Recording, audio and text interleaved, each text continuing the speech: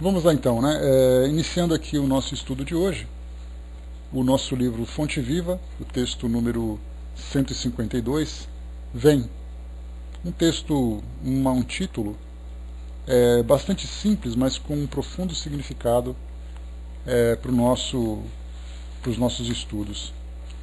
Emmanuel separa para nós aqui uma passagem do livro do Apocalipse, capítulo 22, versículo 17, que diz assim: E quem o ouve, diga vem, e quem tem sede, venha. Desse texto, então, falando sobre essa busca incessante em que nós nos encontramos para alcançar esse estado de felicidade que nós tanto desejamos, né? Principalmente em tempos tão turbulentos como esses que nós vivemos na atualidade. Uma crise moral significativa, envolvendo a todos, não apenas círculos políticos ou círculos empresariais, mas a sociedade como um todo. Vemos ali também as dificuldades que afetam a todos nós, e daí então essa necessidade de buscarmos mais tranquilidade, mais harmonia. Só que, como nós temos conversado essa semana, nós temos uma grande dificuldade para encontrar esse caminho. E nessa busca, nós vamos tentando encontrar aqueles ambientes que ofereçam para nós, inicialmente, uma promessa de felicidade. E cada um, então, procura se ambientar, participar, frequentar, né? É natural, Cunha, que a gente veja esse tipo de comportamento, porque uma dificuldade que nós observamos nós temos ações e temos reações. As nossas ações, muitas vezes, determinam o modo como nós vamos viver. As nossas reações, se não temos o equilíbrio necessário para lidarmos com as provocações e estímulos que nós recebemos, as nossas reações acabam sendo piores do que as próprias ações. Porque a ação, inicialmente, ela se torna racional. A reação, ela se torna impulsiva, instintiva. E ela sempre acaba sendo mais dramática, né, mais agressiva.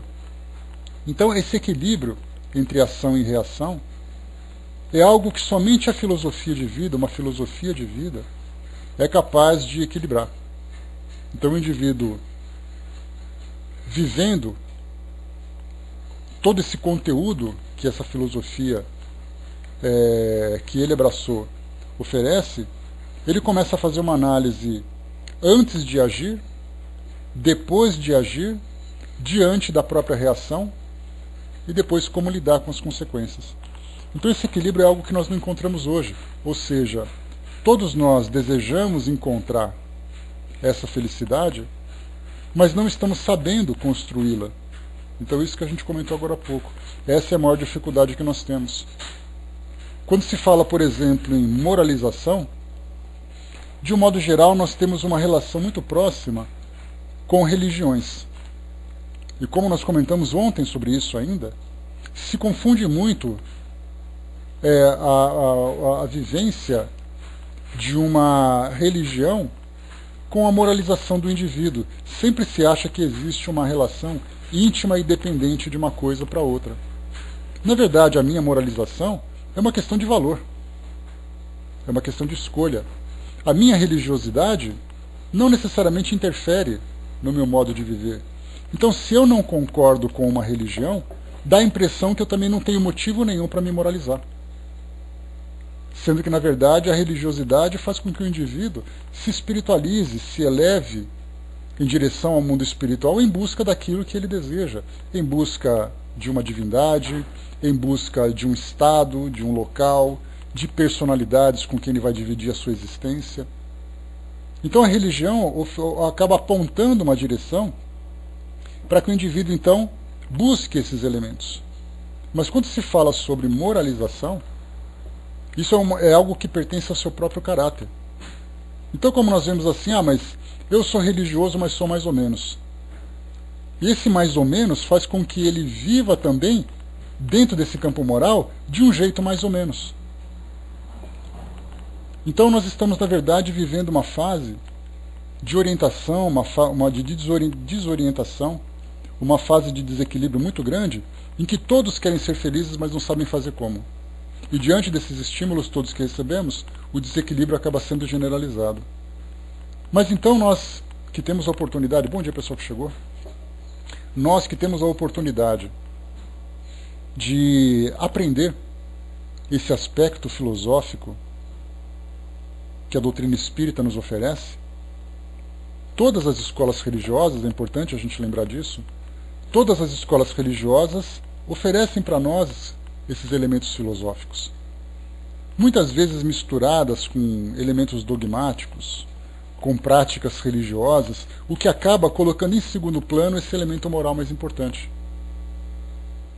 Porque aí acaba entrando exatamente naquela confusão. Para eu ser uma pessoa boazinha, eu tenho que frequentar o centro espírita, tenho que frequentar a igreja, tenho que frequentar o templo, ou frequentar qualquer outro ambiente. E eu não tenho que fazer isso necessariamente. Eu faço pelos motivos da minha espiritualização, não necessariamente pela questão de moralização. Então a doutrina espírita, como nós aprendemos e sabemos disso, ela não é uma religião concorrente. Tudo aquilo que ela oferece para nós não diz respeito a uma crença. Na verdade, é uma ciência pela sua metodologia, pelo seu conteúdo, que traz para nós uma revelação, como tantas outras revelações que a humanidade já teve oportunidade de se deparar. Quando foi revelado, por exemplo, o mundo microscópico, quando foi revelado o universo dentro da astronomia, as leis da física, as leis da química, da biologia. De repente começamos a ver também um outro elemento que diz respeito ao mundo extracorpóreo, ao mundo imaterial. Então, na verdade, a doutrina espírita ela não te oferece uma opção de prática religiosa concorrente com outras práticas.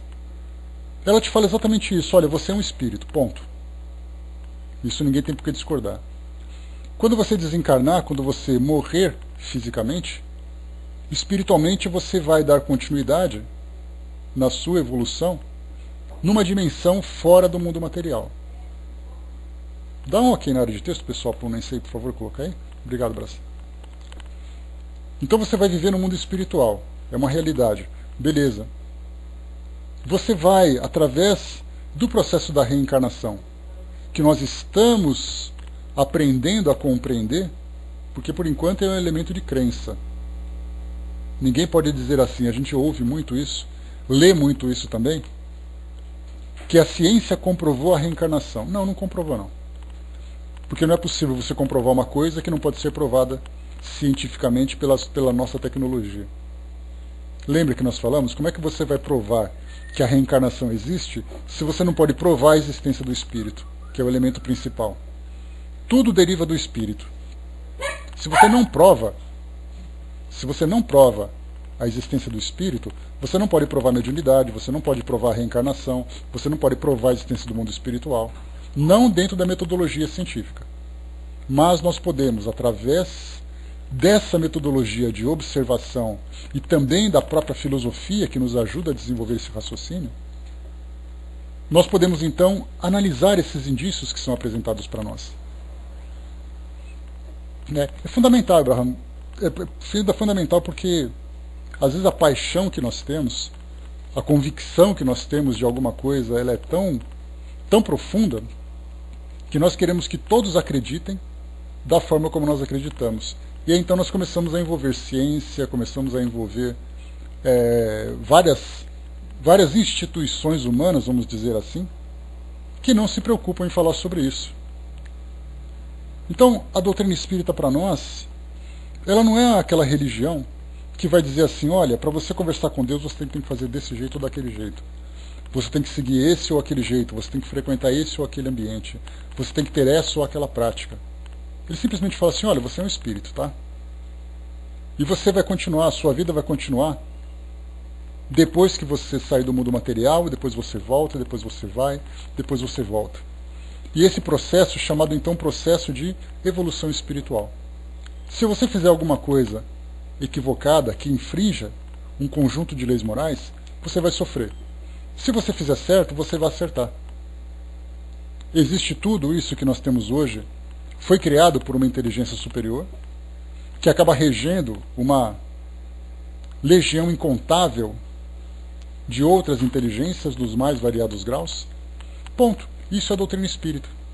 Então, na verdade, ela oferece para nós um caminho para chegarmos nesse estágio mais avançado. Por isso, então, ela não é uma religião. Religião é um conjunto de práticas, de hierarquia, de filosofia, de lideranças, que a doutrina espírita não compartilha. Porque ela não tem necessidade de se tornar mais uma crença, e por isso também ela não concorre. O que significa tudo isso? Que ela oferece para nós, então, uma filosofia moral.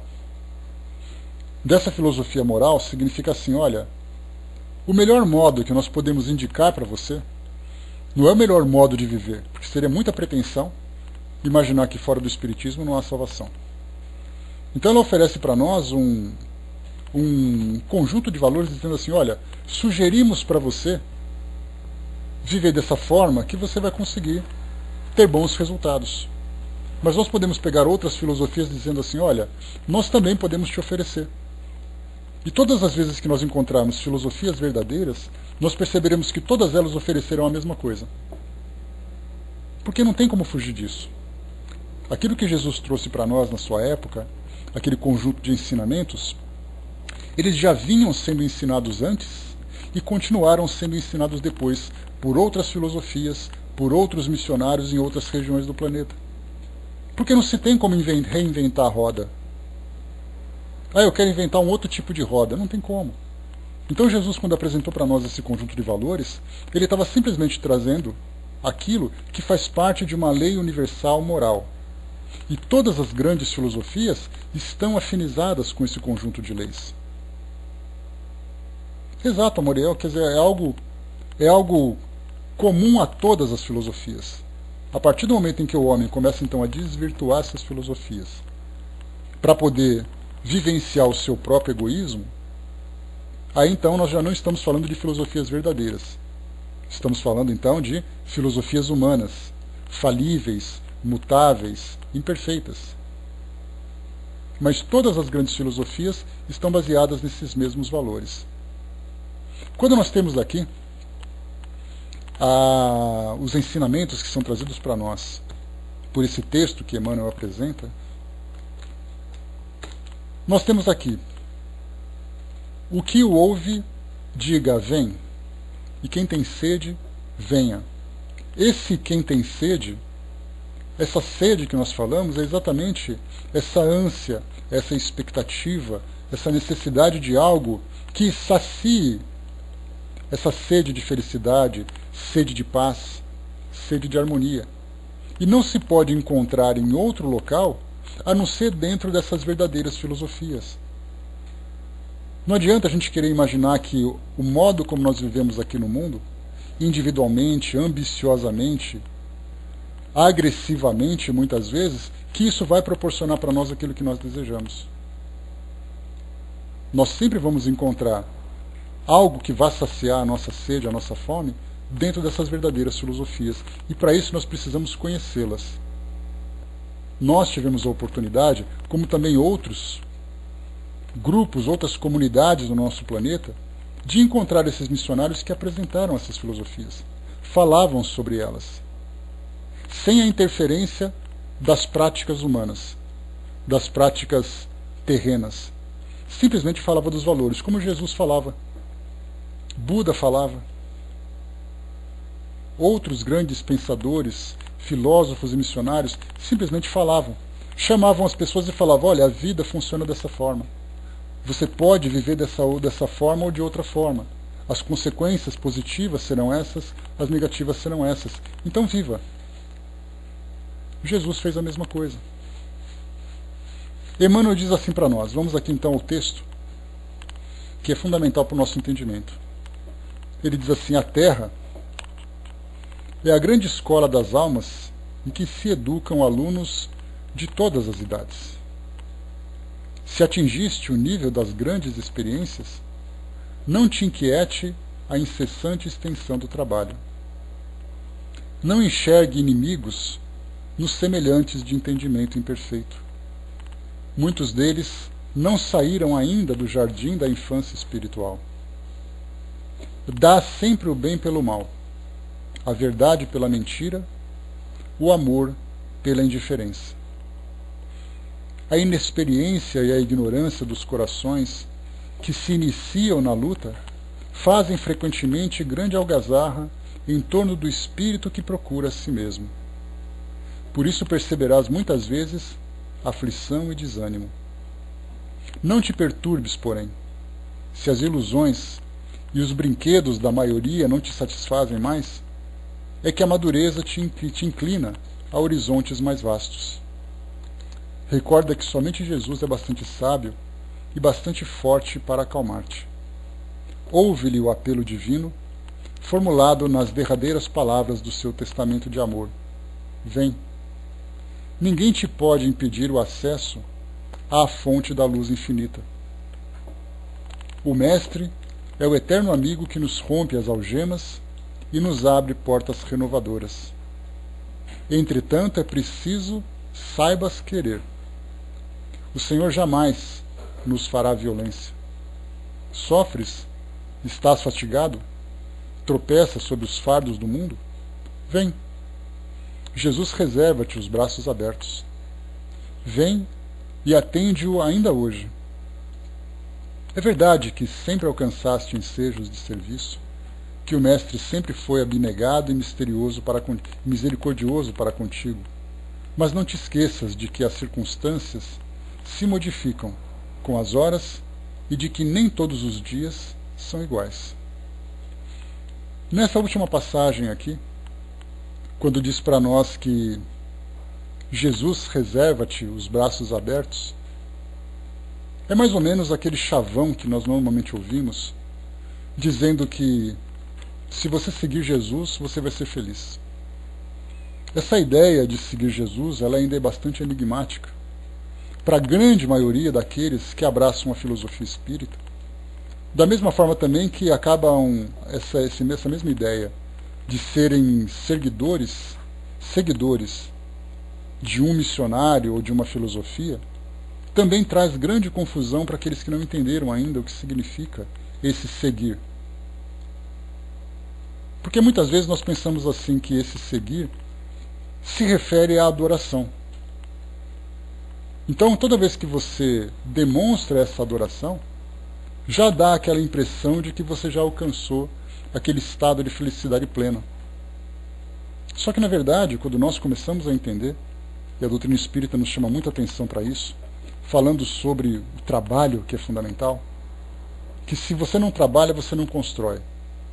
E não é apenas relacionado com uma construção material, mas a construção moral, a construção de nós mesmos.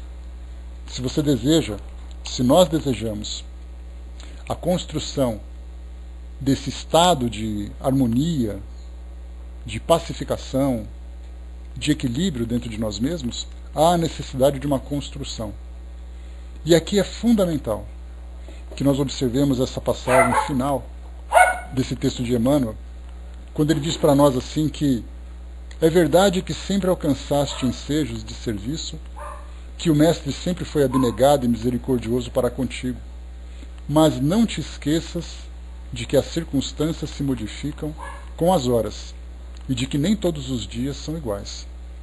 Significa então que, embora nós desejemos a construção dessa paz, nem sempre o dia é propício para realizarmos uma obra dessa natureza.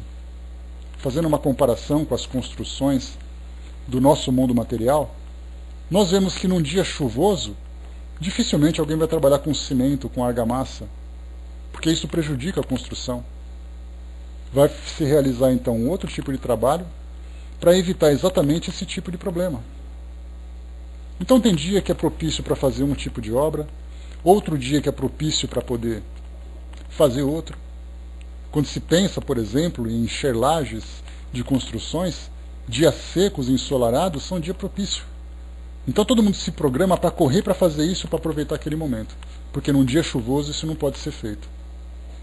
Então isso mostra para nós que nem sempre a construção de nós mesmos vai ser favorável, vai ser favorecida por um dia tranquilo como nós imaginamos.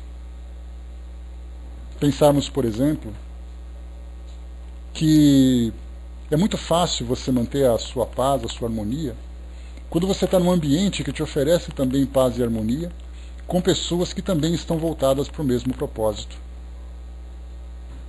Mas dificilmente nós vamos conseguir manter esse equilíbrio quando estamos num ambiente tumultuado. Geralmente, em vez de nós mantermos a nossa condição e aquela nossa posição de equilíbrio, nós, na verdade, nos deixamos levar pelos impulsos e paixões de tudo aquilo que existe à nossa volta.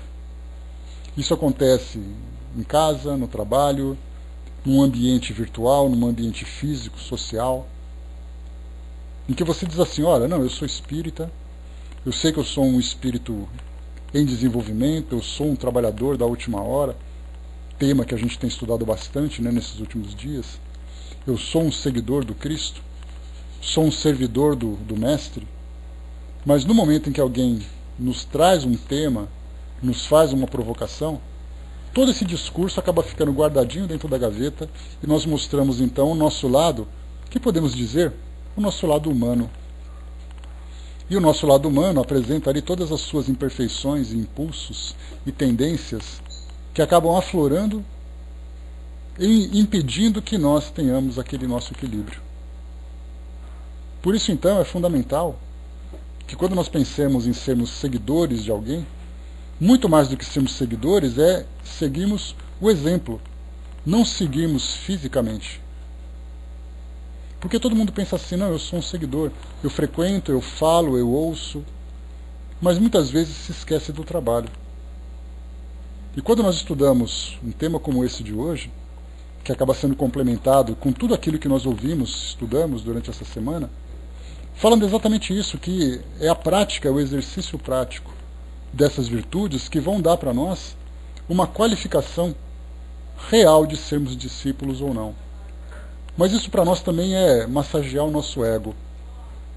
Porque não importa o título que se tenha, o que importa é a obra que se realiza. E quando nós desejamos então alcançar aquela paz, aquela harmonia de que nós tratamos no início, há a necessidade dessa construção íntima, iniciando por esse trabalho contínuo do exercício das virtudes. Há momentos mais favoráveis, há momentos menos favoráveis, em que há mais provocação, mais desequilíbrio. Como eu falei para vocês no início também, que nós nos encontramos hoje num cenário bastante tempestuoso, onde os ânimos e as paixões estão afloradas, colocando-nos numa condição de crise muito grave, é exatamente ali, naquele momento que nós enfrentaremos então a tempestade. E é ali também que nós podemos demonstrar para nós mesmos, não demonstrar para os outros. Porque aquilo que eu vou mostrar para o outro é enganar a mim mesmo. Porque eu tenho que mostrar para mim mesmo as virtudes que eu conquistei e a forma como eu vou exercê-las. Esse é um grande problema que nós vivemos hoje. Essa ideia de encontrar salvação baseada numa crença. E não encontrar salvação, e até mesmo essa expressão, como a gente sempre lembra, é a salvação de nós mesmos, né? A salvação das nossas tendências, dos nossos impulsos, das nossas fraquezas. É dessa salvação que nós buscamos. Porque ninguém tem aquela preocupação hoje, dentro do meio espírita, quando se estuda o seu conteúdo, a salvação das chamas do inferno, a salvação das dores eternas. Ninguém pensa mais nisso. Nós já compreendemos que o céu e o inferno são estados espirituais que estão dentro de nós. Então, na verdade, nós estamos nos salvando das nossas próprias dores, dos nossos próprios sofrimentos. Então nós fazemos esse trabalho contínuo de estudos, de compreensão, de transformação, para encontrarmos essa salvação. E como nós já vimos, inclusive, também no estudo dessa semana, não temos a preocupação de ir para algum lugar e encontrar alguém ou alguma coisa. Se nós fazemos isso, nós nos esquecemos de caminhar. Porque aquele que olha para o horizonte e observa um objetivo, Ele traça o seu caminho. Depois ele olha para o chão e fica analisando cuidadosamente por onde seus passos serão dados. De que forma que ele vai caminhar por esse caminho. Porque muitas vezes nós olhamos para o horizonte e começamos a andar olhando para cima, sem olhar para baixo. Sem se preocupar com o tempo que nós vamos levar para fazer essa jornada, o que nós precisamos ter para a nossa sobrevivência. Esse cuidado, esse planejamento, é exatamente aquilo que essa filosofia oferece para nós. Esse planejamento de crescimento moral. E nesse planejamento nós temos o trajeto, o modelo, as tarefas. Então nós vamos juntando, na verdade, todos esses elementos para nos ajudar nesse processo evolutivo para alcançarmos também esse mesmo objetivo. Por isso, então, a doutrina espírita, analisando os textos dos evangelhos e fazendo também releitura desses mesmos textos, como é o caso, por exemplo, desse texto de hoje, do livro Fonte Viva, nós temos aqui Emmanuel, certamente assessorado por uma legião de espíritos, filósofos, pensadores que nos ajudam a compreender essas passagens, pelo fato de Emmanuel ter assinado a autoria espiritual dessa obra, não precisamos entender que ele fez isso sozinho. Cada espírito dando a sua colaboração. Mas todos eles falando, como nós já dissemos, falando dos textos do Evangelho de jeitos diferentes. Ouvimos as mensagens de harmonização aqui da sala, que falam a mesma coisa. Lemos tantos outros livros, ouvimos tantas palestras, todas elas falando sobre o mesmo assunto, para tentar nos ajudar nesse planejamento e também, porque nós temos ali aqueles 3 passos. Você faz o seu planejamento, depois você elabora o seu projeto e depois você executa. Então nós percebemos que sim, você pode imaginar onde você quer chegar, imaginar o que você quer ser. Você está se planejando. Pensar nas coisas que vão te ajudar, quais ambientes, quais escolas, quais filosofias, quais textos, quem são os seus modelos. Nós começamos a pensar tudo isso. Estamos planejando, rabiscando no papel, colocando tudo isso, né, naquele nosso conjunto de planejamento. Depois nós começamos a fazer o projeto, aí a coisa começa a ficar um pouco mais séria. E depois vem a parte mais difícil, que é a execução desse projeto. Aí é a prática propriamente dita. Dentro do campo moral, isso não é diferente. De pensar assim, quem nós somos, quem nós desejamos ser, o que nós somos e de que forma que nós vamos alcançar aquele objetivo. E aí então a filosofia que nós abraçamos, ela é para nós um roteiro que vai nos ajudar significativamente. Principalmente se nós conseguirmos executá-la. Porque todas elas, não tenhamos dúvida nenhuma, oferecem para nós um plano de felicidade. Só que muitas vezes se erra, tanto no projeto como depois na própria execução. Não, se você praticar dessa forma, se você participar desse ritual, se você fizer uma possível doação, você já vai conquistar tal coisa. Esses são são planos que são apresentados que são ilusórios, que são muito falhos. Então, quando nós estudamos dentro do Espiritismo que nós somos responsáveis por nós mesmos e tudo aquilo que nós levaremos para o mundo espiritual é o nosso modo de viver, e aquilo que nós conseguimos desenvolver dentro de nós, fora de qualquer ideia de materialismo, ideia de posições no mundo físico, quando nós começamos a viver em função de fato desse planejamento, desse projeto, certamente nós conseguimos uma grande execução e depois conseguimos também colher os frutos dessa nossa transformação. Então hoje o mundo carece disso. Durante essa semana nós estudamos também aquele texto no capítulo... Deixa eu pegar aqui rapidamente.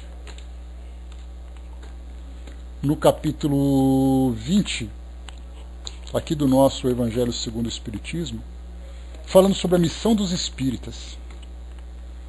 Qual é a missão dos espíritas? A primeira coisa que a gente imagina é espírita trabalhando em obras sociais, realizando aquele trabalho caritativo, o que é significativo, não tenhamos dúvida disso. Mas muito mais do que isso, é a demonstração exemplar dentro dessa filosofia que nós precisamos oferecer. Nós podemos ver que Jesus ele realizava muitos trabalhos para impressionar aqueles que o observavam, as curas miraculosas, os fenômenos físicos que ele realizava, mas muito mais do que isso, era uma demonstração de conduta. Falava também dentro dos seus sermões, trocava ideias filosóficas com pessoas, mas o seu modelo de conduta, a sua conduta, era exatamente a melhor lição que ele podia apresentar. Então, no caso para nós, que temos esse compromisso de fazer parte dessa causa, é a mesma coisa. É a conduta, o exemplo, né, Didima? Tudo isso é fundamental. Então, nós vamos martelando sempre esses mesmos conceitos para percebermos que sim, todos nós estamos estudando, é uma delícia estudar, é uma delícia ampliar o nosso conhecimento, mas de que adianta se isso não for vivido no nosso cotidiano, dando essas demonstrações mais simples dentro do campo moral? Conhecimento é importante. Sem a prática, ele acaba sendo um conhecimento morto. A gente lembra que se conhecimento fosse suficiente e único, os bibliotecários teriam a oportunidade de ser as pessoas mais felizes do universo. Porque, afinal de contas, eles estão rodeados de informação. Era só uma questão de acessar essa informação. Mas não é assim. Então nós estamos aprendendo agora novos conceitos, estamos reforçando novas ideias. Obrigado, Cindizinho. Reforçando novas ideias, entendendo de fato o que significa ser parte dessa filosofia. Não estarmos simplesmente por gostar, mas por perceber que aquele planejamento que foi apresentado é para nós satisfatório. Assim como nós também temos outros planejamentos que são apresentados por outras linhas filosóficas que também são satisfatórias para outras pessoas, desde que seja um planejamento bem executado. Porque não é naquilo que se acredita que vai fazer a pessoa mais ou menos feliz, mas a forma como ela vive aquilo tudo. Basta a gente lembrar, dentro daqueles ícones que nós já comentamos, né, nos nossos estudos, Madre Teresa de Calcutá era católica, Mahatma Gandhi era hindu, Chico Xavier era espírita, cada um com suas próprias crenças, mas vivendo isso na prática. Sem falar de outros incontáveis, de outras incontáveis referências das mais variadas escolas filosóficas que estão procurando sempre trazer para nós essa demonstração de equilíbrio e sabedoria. E isso vem para nós muito mais do que uma vivência propriamente dita, ela vem como modelos, como referências, como convites. Então, nessa parte do Apocalipse, lá no início que nós vimos, nessa frase que diz assim: e quem tem sede, venha. A mesma coisa, a menininha do Candoá, a mesma coisa, a irmã Dulce também. Ela era do Candomblé, irmã Dulce, católica também. Então nós vemos assim que, muitas vezes nós até utilizamos o título, né? Irmã, irmão, tem aquele que tem títulos sacerdotais que são respeitados. Mas na verdade nós nos esquecemos de ver o ser humano. Esse ser humano vivendo aquilo que acreditava. Não é a roupa, não é frequentar o ambiente, mas é simplesmente viver aquilo. Eles deram os seus exemplos, que foram exemplos grandiosos, que como foi apresentado aqui, Emmanuel chama atenção para isso também, ele diz assim: se atingistes o nível das grandes experiências, não te inquiete a incessante extensão do trabalho. Então, ou seja, nós conseguimos já perceber todo o trabalho que tem que ser feito de moralização do nosso mundo e não podemos nos inquietar com isso. Entrar naquela ideia de, não, eu quero desistir, eu quero sair, para o mundo que eu quero descer. Aliás, essa é uma expressão que me incomoda profundamente. Para o mundo que eu quero descer. Quer dizer, você vai descer e vai para onde? Você acha mesmo que você não faz parte desse mundo? Você acha mesmo que o mundo vai ficar pior pelo fato de você sair dele? E aqui então, nesse início também, ele chama atenção. Muitos deles não saíram ainda do jardim de infância espiritual. Então nós, muitas vezes, nos encontramos nessa condição. Nós oscilamos entre aqueles alunos mais experientes e aqueles alunos ainda infantis. Esboçamos uma certa maturidade, mas ainda somos dominados pelos nossos impulsos infantis. E é hora da gente começar então a vivenciar isso de modo diferente. Demonstrar essa maturidade principalmente nesses momentos de maior gravidade, em que todas as pessoas estão procurando um modelo, procurando uma forma de alcançar essa condição mais equilibrada num mundo que parece que entrou definitivamente na era do caos. E não.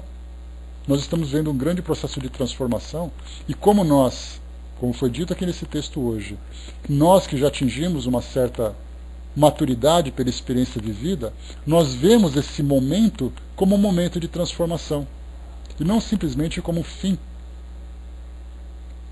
do nosso mundo, como se ele não fosse se modificar. É uma fase de transição que nós estamos testemunhando. E esse nosso propósito, o propósito maior da nossa missão, é exatamente apresentar uma demonstração de equilíbrio diante dessa dificuldade. Nem sempre é fácil.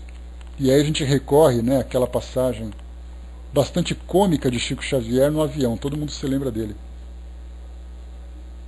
No momento todo mundo voando, veio um vento de cauda, o avião fez ali uma certa evolução, todo mundo começou a gritar e então Chico também começou a gritar. Afinal de contas, a ameaça de morte tira o equilíbrio de qualquer um. E aí então Emmanuel, todo mundo se lembra daquela frase clássica dele, mas a gente não vai morrer, então morra com educação. O que significa isso, tirando o conceito filosófico dessa passagem? Demonstre equilíbrio. Seja um exemplo de tranquilidade onde já não existe tranquilidade. Seja um exemplo de sabedoria nas suas palavras, nos seus pensamentos, nas suas ações, onde as pessoas já não encontram isso. É a corrupção, é o desemprego, é a violência urbana. Todo esse problema já existe, nós não precisamos mais agravar. E é essa vivência no nosso dia a dia que vai fazer com que nós nos classifiquemos na condição de servidores que aceitaram esse convite do vem. Quando fala vem, a impressão que se dá é que Jesus está estendendo a mão dizendo assim, vem, sai daí que esse mundo não serve mais para você. Não, Jesus disse assim, vem trabalhar comigo, porque o mundo precisa de nós. Então não é um convite de fuga, que é o que todo mundo imagina. Aqui, por exemplo, olha só para a gente finalizar, novamente aqui no Apocalipse. E quem o ouve, diga, vem. E quem tem sede, venha. Venha para onde? Todo mundo acha que está sendo um convite, mais uma vez, um convite de fuga. Um convite de, vamos deixar aqueles perdidos para trás porque você é bonzinho. Não. Todo grande espírito que evolui, volta para continuar o trabalho. Só que agora com mais responsabilidades. Todos os espíritos que avançaram na escala espiritual são espíritos trabalhadores, não são espíritos adoradores. Não podemos pensar, nos iludir, com essa ideia de que nós estamos prontos para deixar o mundo de provas e expiações. Nós estamos cada vez mais preparados para lidar com as dificuldades desse mundo, auxiliando cada vez mais. E esse auxílio é uma consequência da nossa evolução. E nós estamos naquele estágio duplo, Ora somos os enfermeiros, ora somos os enfermos. Porque enfermeiro também fica doente. Tem doente que ajuda, tem enfermeiro que fica doente. Qual que nós somos? Somos mais doentes ou mais enfermeiros? Estamos ainda na condição de doentes. Mas hoje somos doentes mais úteis e mais produtivos. Aquele modelo, aquele exemplo que eu falei para vocês, que muitas vezes encontramos um doente num hospital, empurrando a cadeira de roda de um outro doente com mais dificuldade. Encontramos o paciente com soro no braço, dando sopro para um paciente que está acamado. Sim, ele está doente, mas ele percebe que ele pode ser útil com as poucas forças que restam, ou com as poucas forças que ele ainda que tem naquele momento. Mas a partir do momento em que ele começa a alcançar aquele estado de saúde, de equilíbrio, ele começa então a se tornar mais produtivos. É assim que nós temos que pensar. Sofrimento todo mundo sofre, não é exclusividade nossa. Problemas todos têm, e também não é exclusividade nossa. Mas a capacidade de trabalho nós temos. E isso muitas vezes acaba sendo exclusivo de um pequeno grupo. Temos que pensar sempre dessa forma. Meus amigos, fechando por aqui então. Lembrando mais uma vez, o convite do vem, não é vem, vamos embora, vem, vamos fugir.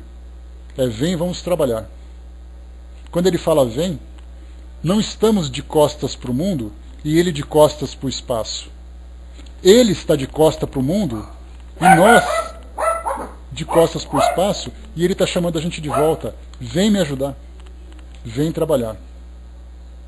E nós, aceitando esse convite, certamente chegaremos nessa condição de felicidade que nós tanto desejamos e mostraremos também para muitos de que forma que nós podemos ser voluntários. Arnaldo lembrou, Geraldo Vandré, isso aí, né? Quem sabe faz a hora, não espera acontecer. Cindizinha lembrou aqui, né? Você certa vez propôs uma reflexão aqui na salinha que ficou muito forte na minha cabeça. Desculpa, foi sem querer, Cindizinha. Como a gente quer chegar no plano espiritual? Como assistente ou como assistidos? Doentes ou enfermeiros? Muitas vezes a referência que nós temos é aquela ideia física. Mas não, é aquela condição espiritual. De chegar no mundo espiritual e dizer assim, você pode fazer alguma coisa ou nós podemos fazer alguma coisa por você? Vamos dizer assim, olha, nesse começo eu preciso de ajuda, mas assim que possível eu começo a fazer alguma coisa melhor. E assim vamos em frente, dando sequência nesse nosso crescimento. Vamos em frente, pessoal. Aceitemos esse convite. Não é apenas uma aceitação dela, porque hoje estamos empolgados e tudo mais. No momento em que nós somos chamados para uma demonstração de equilíbrio, de sabedoria, de caridade, de generosidade, no dia de tempestade, é ali que as coisas vão se complicar. É ali que nós seremos chamados, como se diz dentro do jargão religioso, seremos chamados para dar o nosso